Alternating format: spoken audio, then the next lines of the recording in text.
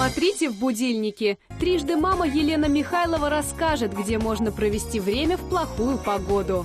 Мы нашли вот такой крытый лабиринт, который называется «Дикий Запад». Липецк готовится к международному фестивалю «Спортивный уикенд». Смотрите новости спорта с Александром Пановым. Более 500 человек уже зарегистрировались на участие в «Зеленом марафоне». Не пропустите прогноз погоды от самых народных синоптиков во главе с Евгением Мериновым. Ночью плюс 16. Народный прогноз погоды специально для будильника. Все это и не только. Смотрите в будильнике.